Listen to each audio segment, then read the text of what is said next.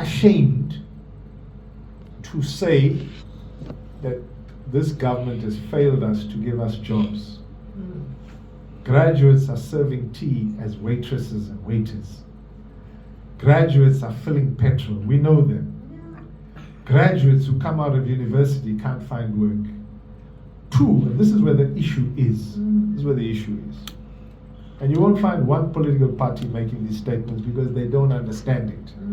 So don't vote for people abazobama badge jackets about Kesholo Moya. One, if you go into Google, there's a thing called the Commission of Employment Equity, CEE, Commission of Employment Equity. Okay. You have a chairman's report which comes out once every year, once every 2 years, I'm not sure. But anyway, there's a chairman's report. In all the reports, these are NC people who say, we're not doing enough to punish big business on fast-tracking affirmative action, fast-tracking employment equity, fast-tracking triple BEE. The only thing we can say, we must find them. We don't even have the ability to find them. Yeah.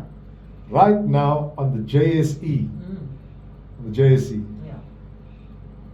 most, I'm even prepared to stick my neck out and say over 80% of them are run by white people, senior management white people, mainly males, top positions white people, and those same white companies.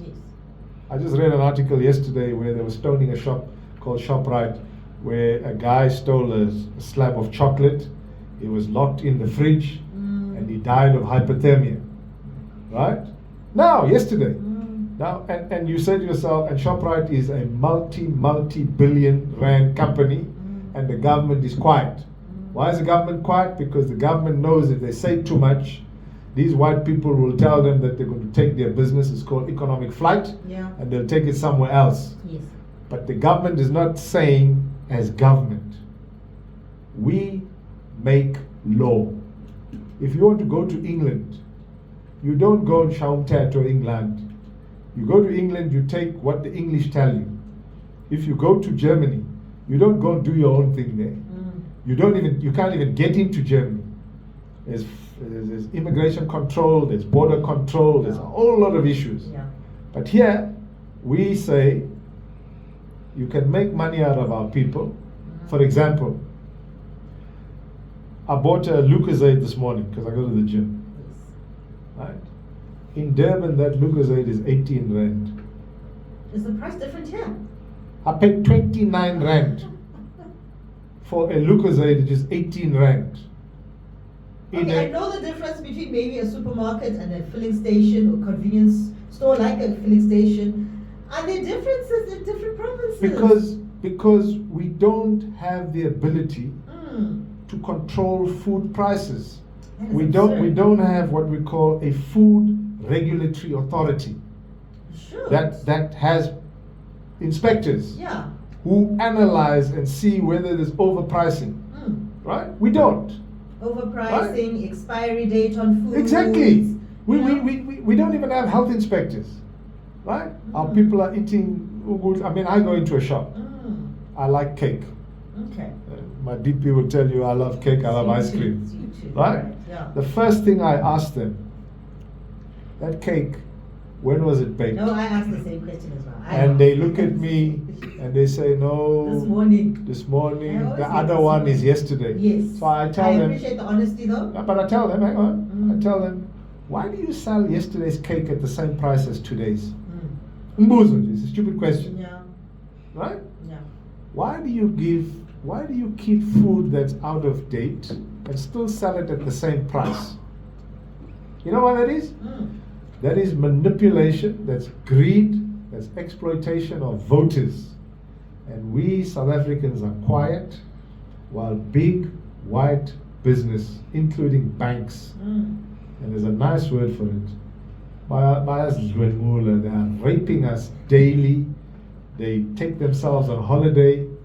I mean, I saw an article just last week where the CEO of Nedbank earns 150 to 160,000 rand a day.